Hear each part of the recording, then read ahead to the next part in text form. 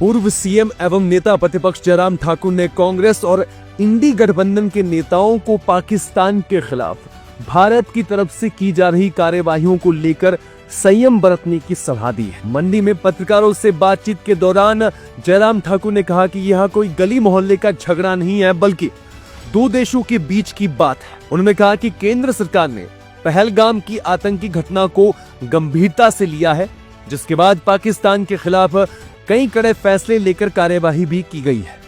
लेकिन कांग्रेस और इंडी गठबंधन के नेताओं द्वारा इस कार्यवाही पर सेना और केंद्र सरकार पर सवाल उठाना बहुत ही दुर्भाग्यपूर्ण है।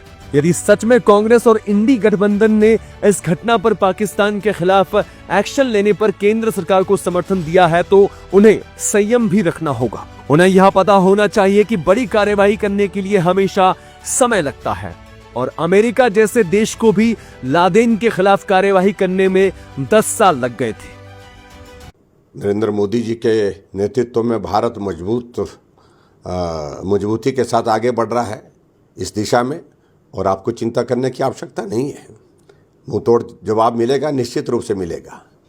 और जो खास तौर से इस प्रकार की जो टिप्पणी कांग्रेस के नेता कर रहे हैं, उनको इस बात को मालूम होना चाहिए ये कोई गली मोहल्ले का कोई झगड़ा नहीं है।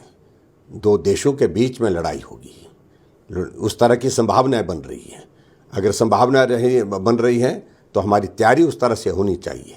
इस बात को उनको समझना चाहिए। और मैं इस बात को ज़रूर कहना चाहता हूं कि लादेन 2001 में उस घटना को अंजाम दिया था, जहां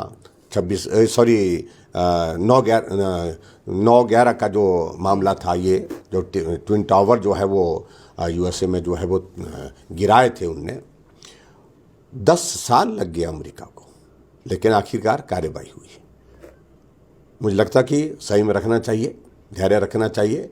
अगर उन्होंने बयान में ये बात कही है कि हम भारत की सरकार को, नरेंद्र मोदी जी को पूरा सहयोग दे रहे हैं, समर्थन दे रहे हैं, जो कार्यवाही उचित बनती है वो कार्यवाही होनी चाहिए, तो इंतज़ार करना चाहिए।